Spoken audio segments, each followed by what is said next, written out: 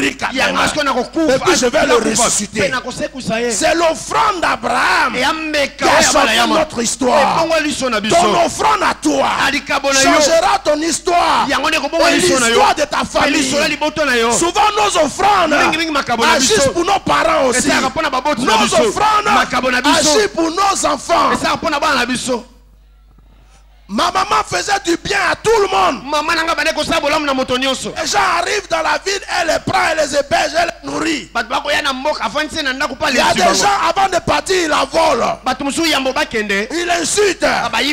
J'ai dit, maman, pourquoi tu fais ça? Elle dit, c'est pour vous, mes enfants, que je le fais. Un jour, je ne serai pas là, mais vous allez récolter.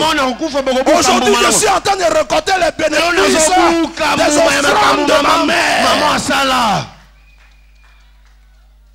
Deux fois quand tu donnes, tu crois que tout de suite tu n'as pas eu, donc l'histoire est réglée. Mais la bénédiction qui arrive sur ton enfant, peut-être que tu as quelqu'un qui doit mourir dans la famille, tu viens de sauver sa vie avec ton offrande. La Bible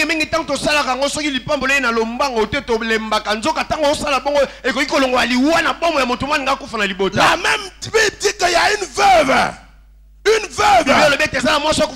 qui n'avait rien devant Élie.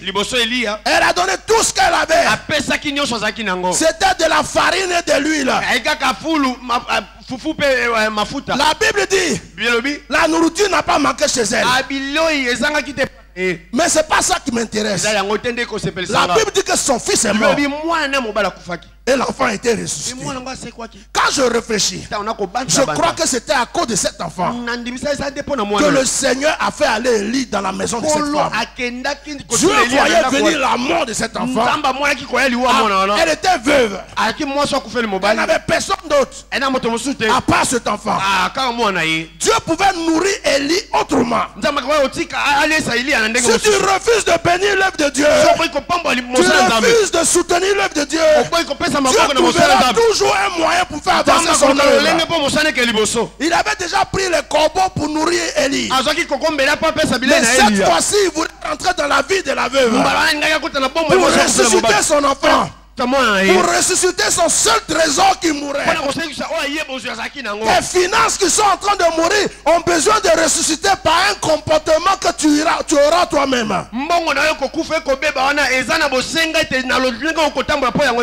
Je ne parle pas souvent. Je ne suis pas un prédicateur d'argent. Je ne parle pas souvent d'argent. Mais quand Dieu me dit, dis à mon peuple ceci, je le dis. Parce qu'il y a certaines personnes qui peuvent s'asseoir ici et puis dire, ah, l'apôtre Wallo, il est riche. Il a déjà tout. Il a maison, il a voiture, il a tout. Donc, qu'est-ce que ma petite offrande me va faire? Je vais changer ton esprit. Que ton esprit change. Parce que lui, il a payé le prix. Mais toi, tu es dans quelle position? Continue de s'aimer. Continue de donner. Continue. La reine de Saba n'était pas plus riche que Salomon. Salomon avait des richesses. Mais elle a aimé dans la vie de Salomon. Parce que là où tu sèmes, c'est par rapport à la terre où tu as sémé que ça va pousser. On ne peut donner que ce qu'on a. La Bible dit que l'enfant de cette veuve est mort. Mais l'enfant a été ressuscité. Imaginez que Élie n'était pas rentré chez cette femme. Imaginez que cette femme avait regardé sa vie du lendemain en disant, franchement, même si tu es un homme de Dieu, moi je ne peux rien te donner. Élie était parti.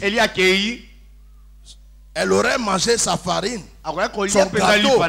Elle aurait mangé son gâteau. Mais elle aurait aussi enterré. Le gâteau n'allait pas ressusciter. Cette même histoire s'est passée avec Élisée. Encore chez une autre femme. La femme était stérile. La femme était stérile. Parce que la femme a accepté l'homme de Dieu chez lui. Je vous donne un secret. Quand un homme de Dieu, votre papa reçoit un homme de Dieu, dans le secret, ce que vous pouvez faire, faites-le. Prenez votre part. Elle a reçu l'homme de Dieu qui a dormi chez elle. Elle-même ne croyait pas que avoir encore un enfant. Elle était stérile. Mais la Bible dit, Élisée qui était content va demander qu'est-ce que je peux faire pour cette femme. Jusqu'à ce qu'il prophétise l'arrivée de son enfant. Mais la Bible dit que l'enfant va mourir. Élisée va aussi ressusciter l'enfant. Écoute-moi bien ce matin. Ton offrande, ta bonne volonté ressuscitera tout ce qui est en train de mourir dans ta vie. Ta bonne volonté, ton offrande ressuscitera tout ce qu'on avait déjà enterré dans ta vie. Si je te parle, c'est parce que je vis ça. Je n'ai jamais peur de me dépouiller pour Dieu. Je n'ai pas peur de donner à Dieu. Moi-même, serviteur de Dieu, je paye ma dîme. Moi-même, je paye ma dîme. Avant, je prenais pour faire l'œuvre de Dieu. Avant, je prenais pour faire l'œuvre de Dieu. Parce que je me disais, je suis serviteur de Dieu, donc je fais pour avancer l'œuvre de Dieu. Le Seigneur me dit, prends ta dîme, paye-la au supérieur. Et je paye ma dîme. J'envoie des offrandes à mon Père spirituel. Mais je vous promets, à chaque fois qu'il touche quelque chose de ma main, Dieu me fait monter à un autre degré.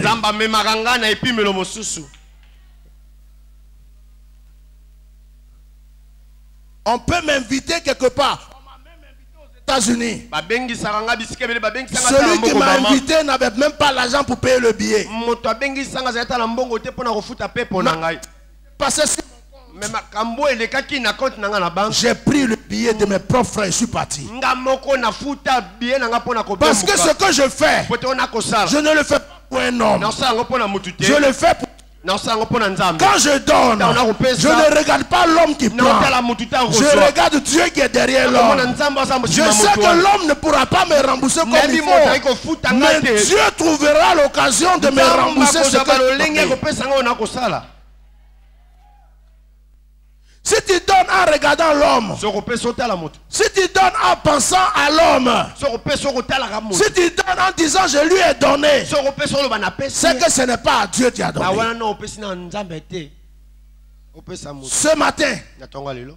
Ce matin, le Seigneur me dit, il faut que cette œuvre avance. Il faut que d'ici quelque temps ce temple soit construit. Il n'y a pas de temps à perdre. Il n'y a pas de temps à perdre. Ce programme va te ressusciter. Mais après ce programme, quelque chose doit changer dans ta vie. Je ne te parle pas d'offrande pour que tu viennes me donner ton offrande. Le Dieu qui m'a envoyé au Congo, c'est lui qui m'a envoyé en mission. Il a déjà prévu mon salaire. Il a déjà prévu ma récompense. Mais je veux que ta vie change. Je veux qu'à partir d'aujourd'hui, tu ne fasses même pas d'effort. Dès que tu dis oh, c'est déjà dans ta main. Celui que Dieu a décidé de bénir ne fait plus de prière. Seigneur, donne-moi, donne-moi. Parce que ça vient tout seul. Ce matin, Le peuple est calme, mais m'écoute. C'est parce que je sais que cette prédication est en train de parler dans ton cœur. Tu es en train de te demander, c'est vrai, est-ce que j'ai réellement donné comme il faut? Est-ce que je pense à l'avancement même? N'attendez pas des appels spéciaux. Supprenez Dieu pour que Dieu vous supprenne. Je vais terminer mon message en vous racontant une histoire que vous avez déjà écoutée, mais peut-être que vous n'avez pas compris le fond de l'histoire. La Bible dit que David est devenu roi. David voulait déplacer l'arche de l'Éternel dans la maison de Dieu. Mais David prend l'arche de Dieu et il met l'arche de Dieu sur un bœuf. Il met l'arche de Dieu sur un bœuf. Et la Bible dit que pendant qu'ils étaient en train de partir, les bœufs ont penché l'arche. Et il y avait un certain Isa. Qui? Asa, je crois. Excusez-moi, je te dis Uza, merci. Uza, qui il a fait du bien, il n'a pas fait du mal. Il voulait juste placer l'arche. Ce n'était pas parce qu'il vivait dans le péché. Ce n'était pas parce qu'il n'était pas saint. Parce que l'arche venait de leur maison. Lui, son père et son frère sont ceux qui ont surveillé l'arche depuis longtemps. Si l'arche voulait les tuer, l'arche les aurait déjà tués. Mais ce jour-là, les bœufs font semblant de penser l'arche. Lui, il fait quoi? Il touche l'arche pour pouvoir la replacer. La Bible dit qu'il est tombé, il est mort. Il est tombé, il est mort. David a peur. David prend l'arche et il ramène chez le pauvre Obed-Edom. Pendant 3 mois, Dieu bénit celui-là. Je vais m'arrêter avant de continuer cette histoire. Je vais dire à quelqu'un aujourd'hui, on croit que tu es pauvre, on croit que tu es misérable. Le mal qu'on va vouloir te faire va se transformer en bonheur. Tu n'as pas encore compris, c'est pourquoi tu ne dis pas amen. Je dis, quand je ne comprends pas. Il y a un qui meurt, mais le même âge est chez l'autre. Et puis l'autre prospère. Oh, écoutez, c'est pas Obed qui est allé chercher l'âge. Il n'a pas demandé à quelqu'un, envoyez-moi l'âge. Il n'a pas cherché de problème. C'est ça la différence. Quand Dieu veut te bénir, il est capable d'arrêter une situation. Il est capable d'arrêter un processus. Il est capable d'arrêter un déroulement.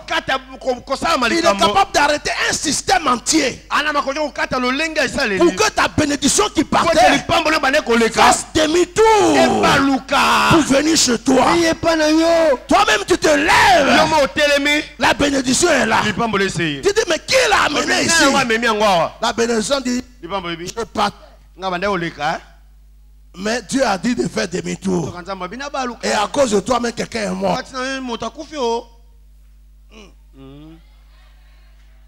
On ne sait pas combien de prières il a fait dans le secret. On sait combien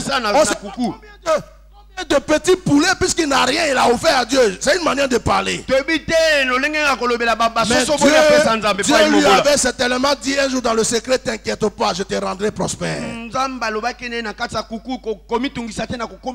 L'âge qui partait dans la maison de Dieu a fait demi-tour. Au début, on croyait qu'on partait lui faire du mal. On croyait que quand ça va rentrer là-bas, il va mourir avec toute sa famille. Mais ce qu'on avait cru, ce qu'on voulait prendre pour le rendre malheureux, l'a rendu heureux. Il a été prospère. Il a été béni. Oh, la Bible dit, rien ne manquait chez lui. Mais là, ça fait quoi? Là, ça a voulu tomber. C'est là que je m'étais arrêté. Je vais vous révéler le secret dans l'histoire. Si tu as compris ça, ta vie change. Là, ça a failli tomber. Quelqu'un est mort. Mais est-ce que la Bible t'a dit après qui a replacé l'âge? Ah, mystère. C'est que l'âge n'était pas en train de tomber. C'est Dieu même qui a fait semblant de pencher l'âge. Parce que la Bible ne m'a pas dit que Uza a pu placer l'âge. On dit il a touché. Et la Bible ne dit pas aussi que quelqu'un d'autre est venu replacer. L'âge s'est replacé tout seul. Pourtant, quelqu'un venait de mourir.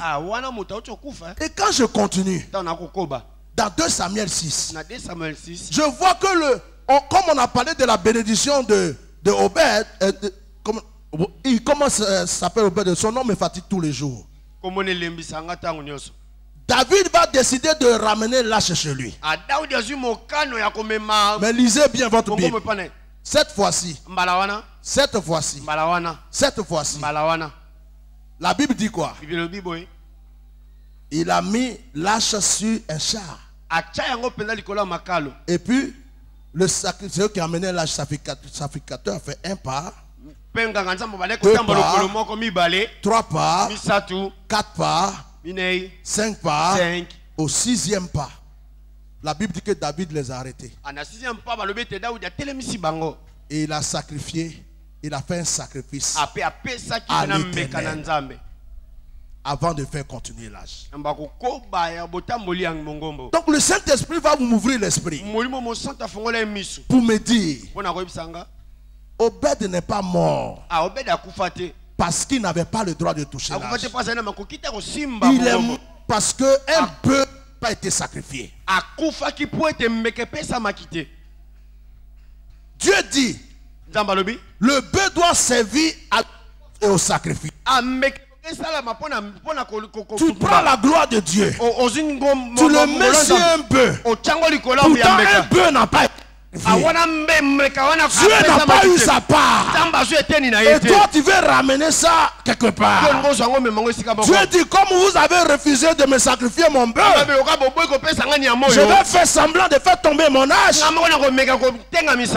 le malheureux qui va toucher ce jour-là, c'est lui qui va remplacer le bœuf que moi je devais avoir.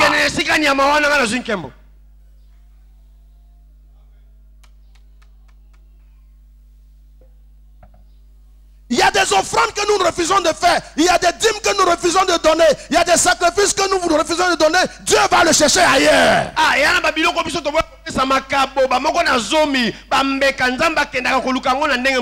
Et ça nous fait mal. Quand il est mort, là c'est retourné chez David. Mais après un sacrifice de bœuf. Les bœufs doivent mourir. David a perdu sa royauté. Parce que Dieu lui a dit, tue tous les animaux, tous les hommes d'Amalek. La Bible dit qu'il a tué tous les animaux qui étaient maigres.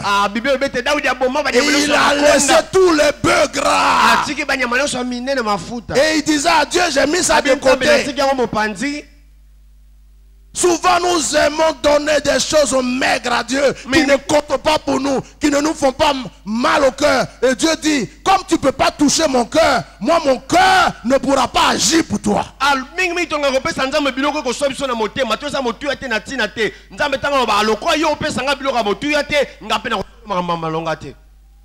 Quelqu'un a compris ce mystère? On dit ils ont fait 1 pas jusqu'à 6. Oh, chiffre 6, c'est le chiffre de l'homme. Je vais donc prophétiser pour m'arrêter là. Je vais te dire que le chiffre 6, c'est le chiffre de l'homme. Au 6e pas, David a dit, arrêtez-vous. Il a fait le sacrifice. Et lui-même, sa vie a changé. David courait partout, on le poursuivait pour le tuer tout le temps. Mais quand l'âge était rentré chez lui, c'était le petit moment de son repos. Je prophétise que si tu comprends ce mystère et que tu changes ta manière de t'approcher de Dieu, parce que tu es un homme, le chiffre 6 avec ton offrande s'appliquera à ta vie et ta vie changera. La vie de tes enfants changera. N'attends pas le 7e, parce que 7 c'est le chiffre de Dieu. 7 c'est le jour où Dieu veut s'asseoir pour contempler ta bénédiction. Dans le chiffre 7, Dieu veut s'asseoir pour contempler la grâce qui est sur ta vie. Aujourd'hui c'est le 6e jour. Parce que je t'ai annoncé ce message. Arrête-toi. Maintenant fais ton offrande. Change ta pensée. Quelle que soit la chose.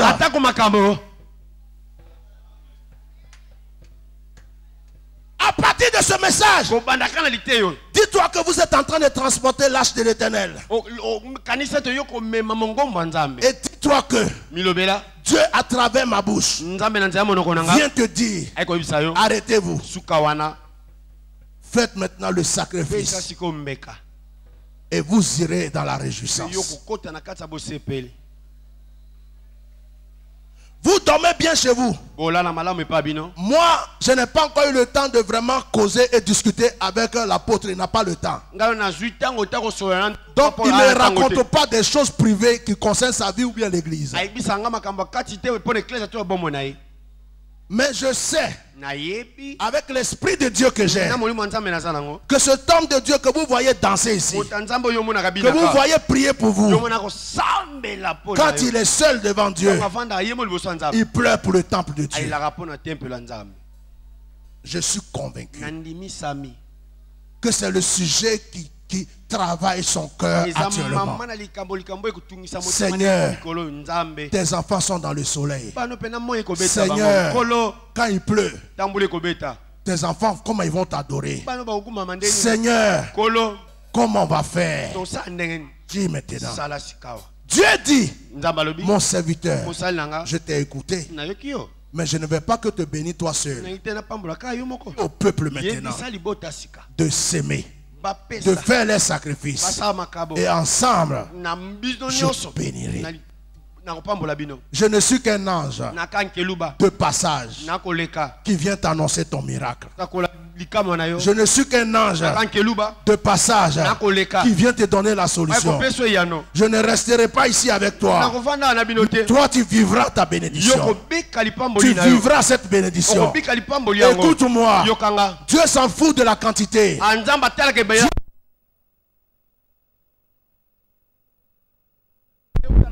Dieu s'en fout de la quantité. Il veut que ça vienne de ton cœur. Je voudrais ce matin que des personnes de bonne volonté puissent bénéficier de l'onction qui est sur ma vie.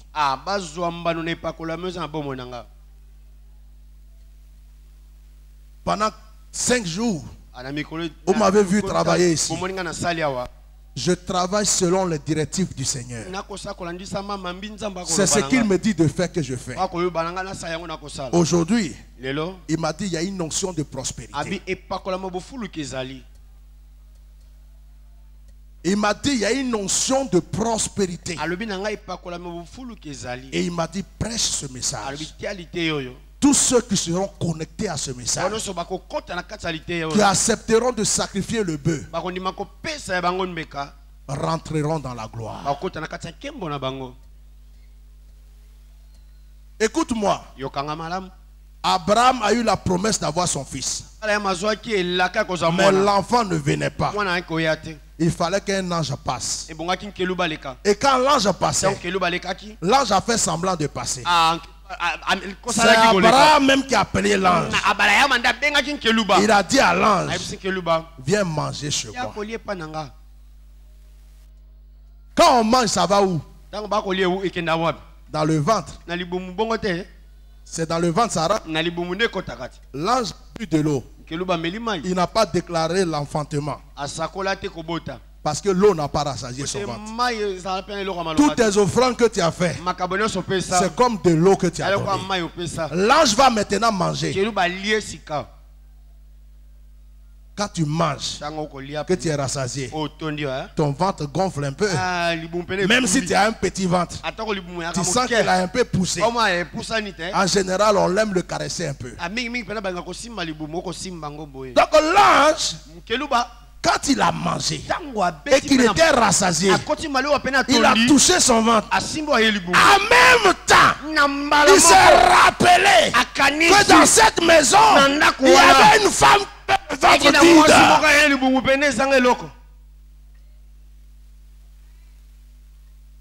Il a fallu que lui, l'ange, son ventre soit rempli, qu'il se rappelle qu'il y a une femme qui attend depuis longtemps que son ventre aussi soit rempli d'un bébé. Lui, son ventre a été rempli de nourriture, mais elle, il faut que son ventre soit rempli d'un bébé. Il dit de la même manière que mon ventre est rempli. L'année prochaine, Sarah, son ventre va remplir. L'année prochaine, elle enfantera sa promesse. Je viens t'annoncer au nom de Jésus que si ce message te touche et tu crois que je suis un homme de Dieu, et que ce message te touche, allez maintenant ton cœur. Au nom de Jésus, changera, ta vie changera, tu ne te reconnaîtras pas. Je suis venu te donner le secret, je suis venu te donner la clé, je suis venu te dire la puissance de la résurrection se trouve aussi dans les offrandes. À partir d'aujourd'hui, fais parler ton cœur pour l'œuvre de Dieu, fais parler tes finances, tu verras que tu ressusciteras en toutes choses.